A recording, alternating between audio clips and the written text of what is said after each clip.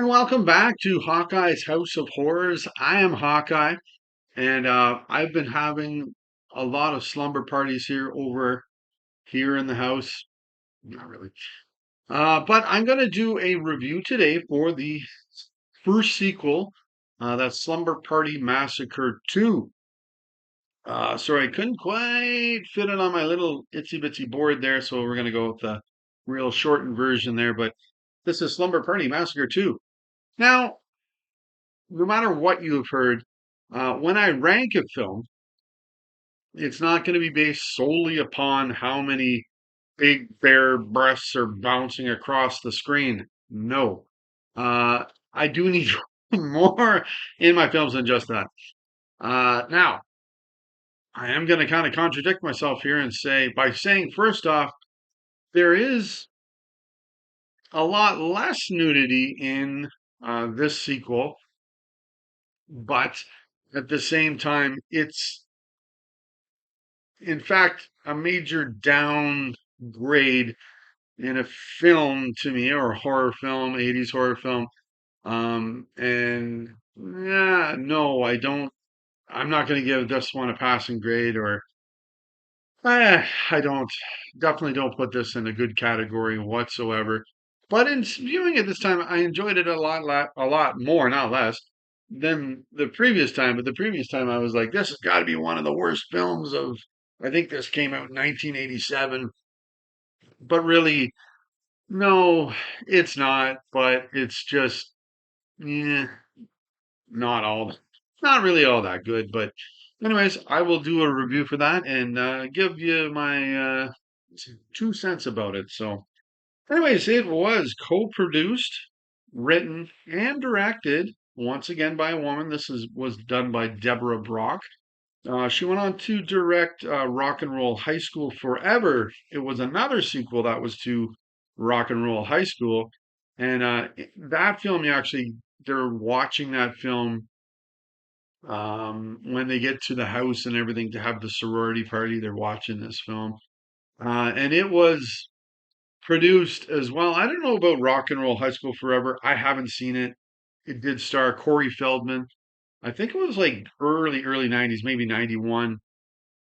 But the original was produced by Roger Corman, and Corman is back for this one as well, as he did the original Summer Party Massacre, and now the first sequel. We're going to keep going from there, see what else, if he produced any of the other ones. But it was now through his New Concord. He had sold his New World Pictures, but it's through his New Concord. There you go. That was released on October the 16th, 1987, just in time for Halloween, as well as it certainly had a low budget, more money than the original, but it had a budget of $500,000, or in today's dollars, that's 2025, it would have a budget of $1.4 million. And it did okay, did well at the box office. It made back 1.3 million. Or in today's dollars, that's $3.7 million at the box office. So it did okay. Not as good as the original, but it's still, boom, it made New Concord some money.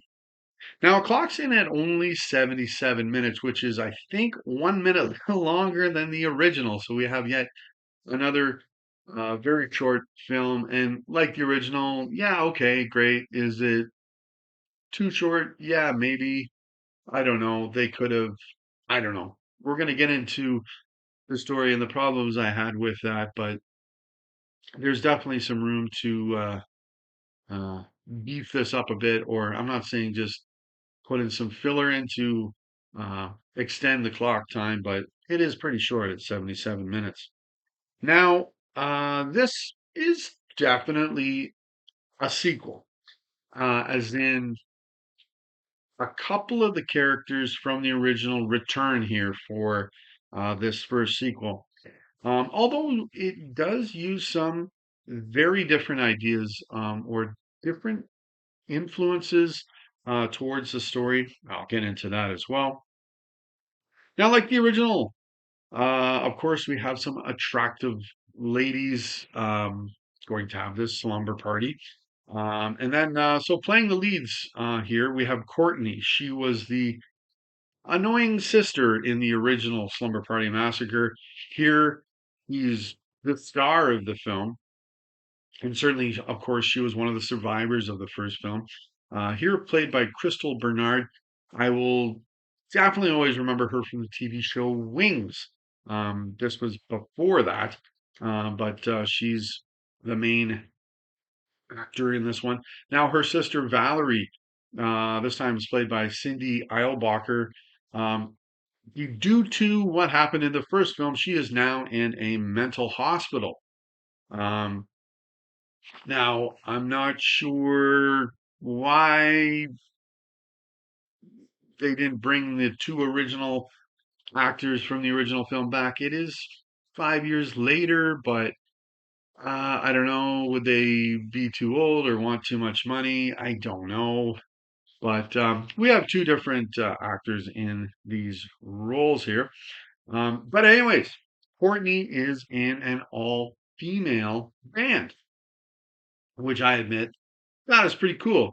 And it's not like some girl band, like, or a, singing band. Like, they play rock music, so that's good. Real cool. And I think Courtney plays rhythm guitar in this group. So we're going to run through who they are. So they have, first off, we have Amy, who drives I think it was a Ford Topaz. I think that later in the story, unless there was line of dialogue as to why she is now driving a different car. It turns itself into a Woody station wagon um, to drive the girls to this house to have this slumber party. But anyway, she's on lead guitar, played by Playboy Playmate Kimberly MacArthur. And then we have the lovely lip syncing Pierre uh, Perrier. That's it. Slamming Sheila. And just to let you know, she likes to strip when she gets into the corn dogs. Played by Juliet Cummins, and she's on bass and lead vocals. And then we also have she's rocking it in pink, and she's also a pimple pusher. Sally Burns, and we have a nod to Texas Chainsaw Massacre with that name there. Played by Heidi Kozik, and she's on drums. Now, I just need to say at this point that wasn't the case, but both Kozik and Cummins are Friday the 13th alumni, as in they were both victims of Jason. Cummins was in Friday the 13th, Part 5, A New Beginning, and Kozik was in Friday the 13th, Part 7, A New Blood. Um, so that's a little bit of interesting tidbit information there just to add in there. Now, these four attractive ladies are going to Sheila's dad's new condo to practice. They are in this band and to partay. Oh, yeah, you betcha. And well, this time they don't even mention no boys allowed. But you do know who's going to show up, right? Of course, of course. And of course, there's going to be a massacre. Indeed. So the other guy is going to show up. The one with the power drill. He's going to show up too. This time, though, Brock, I would definitely say takes inspiration or heavy inspiration from Wes Craven, which is interesting above all people, um, or people in horror. Um, it wasn't really from John Carpenter, who kind of started or really, he didn't start, but really kicked the door open on slashers with Halloween. Um, to the point, she renames one of the characters from the original film. It was Trish Devereaux. Now her name is Trish Craven. Okay.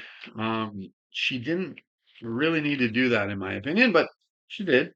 Anyway, the driller killer comes to Courtney in her dreams.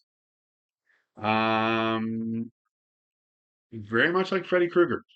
I even question if she is psychic in some way. I don't know, there's some I get a bit of a psychic vibe going on here. But maybe that's my problem. I need to, okay, what's going on here? I need to know the answer. I don't know. Things do have to add up a little bit for me. It can be kind of, well, it can be rather frustrating when they don't add up. Um, unless it's written in a way that makes you delve into the imagery or delve into something beyond the story. And okay, there are some memorable images in this film, but it's not, say, as good as Wes Craven did in A Nightmare on Elm Street. Not that story-wise nothing added up there, where there were things that didn't add up, but the imagery here isn't strong enough to really make me delve into that or go down that path and kind of forget about some of the story, unfortunately, as well. Yeah, so it's very Freddy Krueger, as I said. Even one of the cops in the film is named Krueger, and the other one is, you guessed it, Voorhees. In the credits, his name is even spelled incorrectly, but whatever. Um, she then sees things while she's wide awake that freak her out, such as a hand in a burger, chicken attacking her from the fridge, which I admit is incredibly silly and goofy. And I'm not sure if that's what they wanted, but that's what you get. And blood in her bath as well, which was a good image. Two of the three weren't bad there. Um, now, the killer is a rockabilly dude dressed in leather, who I admit he does have a very cool looking guitar. I admit that. And he's got a drill on the very end of it. So with this character, it's good. Like he's memorable. He's played by Atanas Illich. Uh, and absolutely he's having fun in this role. And he's definitely putting in the performance of the film. Um, but for me, um, once again, his character is very much in the Freddy Krueger vein, as he's in your dreams a lot, to the point of wondering, okay, when did he cross over into reality, or is he really just a dream? Like, is someone asleep? What's going on here?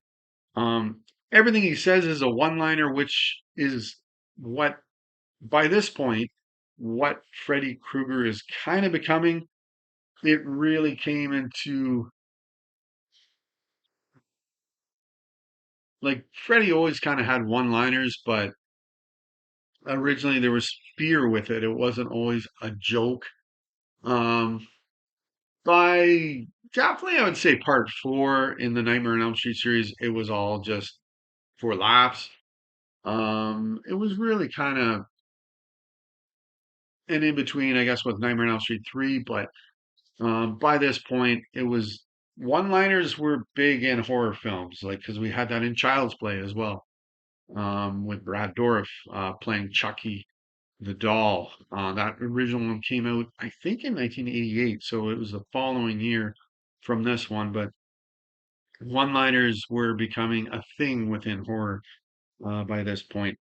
And it doesn't really work for me because a lot of them aren't really that funny. There's a couple of that are good, but it's just like, okay, like you just mentioned the title of a song that's whatever, or a line of lyric from a song, like, okay, I don't know. It doesn't work all that well with me. Um, but anyways, he starts killing people off in rather fast fashion. There's no breath almost in between all of the kills, which is interesting. But he starts killing them all off one by one. And for me, as I was saying, things got to add up. For me to make this all add up, I would say, and I could be totally wrong on this, and that's okay. um, to me, Courtney is actually just created this villain in her head, meaning this villain actually doesn't exist. And she has a very musical background. Okay, so there's a connection there. And she faced off against Russ Thorn in the original Slumber Party Massacre, who had a drill. So there's a connection there coming or creating this character. There's connections she has in order to make that happen, really. Um, and it was, in fact, her that killed all of her friends off. And in the end of the film, you see she's in a mental hospital, but she's still dealing with this driller killer in her head. He's coming through the floor with the drill and everything like that. So I, my guess is how this adds up, and that's interesting. It's a different turn on the driller killer, um, with that idea there. Now, the boys in this one, they follow suit with the original one, more so with the character T.J. Myers. Is that maybe a nod to Halloween, having the Myers last name like Michael Myers? My guess is yeah. But I think his name is spelled incorrectly as well. Played by Joel Hoffman. He is dorky and dopey. Um, and you might cheer when he finally gets the drill in the final act of the film. Now, there are a couple of very good images that definitely stick with me with the film. First off, is the zit that is on Sally's face. It just, I think there's like three shots of her, and the zit's like worse and worse and worse each time. And then it like explodes. It's disgusting, gross, and pretty cool. I like that. And the drill going through Courtney's man, Matt, played by Patrick Lowe. He gets the drill in the chest, so you see the drill coming right through the chest. It was an effect very much like Friday the 13th with Kevin Bacon's kill, like where his head is like that's not his body, but it is his head, so he's placed on top of uh, this shell or what is his body, and then they put a drill through it. It's pretty cool. I like it. Although, like you see the drill kill happen early in the film, so it kind of doesn't. It does kind of take away from it because you're like expecting, that's going to happen. Maybe if they didn't put that in there, it would be even better, in my opinion. But but yeah, I thought it was pretty cheesy or cheese ball when Courtney and Amy start singing in Amy's car. Song comes on the radio. Courtney cranks it up and they start singing this song. I got you, their musical, but it's pretty bad. But it also reminds me of me and my wife. When we're in the car and if the song comes on, we do a nice little duet to Under Pressure. If you want one word to describe our performance to that fantastic song, it would be destruction. But anyways, I thought that was a pretty cheeseball scene, but it also was very like, hey, I connect to that. I do that crap myself. I think most people do. Um, and a good lesson here in this film to be learned by single men: do not leave your blow up dolls in bed. When you leave, kind of put them away. Somebody is going to find them. Now, the music in this film was done by Richard Cox, and it's okay. Nowhere near as memorable as what we got in the original Slumber Party Massacre. It's okay here, which is too bad because it's a very musical or musical minded film, and the music it's not bad, but it's just I don't know, it's just there. It's not memorable, which is unfortunate. So now it was cranked out quickly as it was filmed in June of 1987, and as I said, it was released in October of the same year. So they cranked this out pretty quick back in 1987. It's got a smaller body count this time. It's got eight. So I would say it could like a little song and dance. with your kills, maybe this one's for you. But for me, it just didn't cut it. I wouldn't say it's a stinker, but it's just like, no, I would not recommend this one. I'd say stick with the original and just there you go, move on. So, but anyways, that's Slumber Party Massacre 2, and I'm gonna do Slumber Party Massacre 3. I might watch that later on tonight or at some point, and get to that and give it a viewing. But anyways, until next time, stay away from any power drills.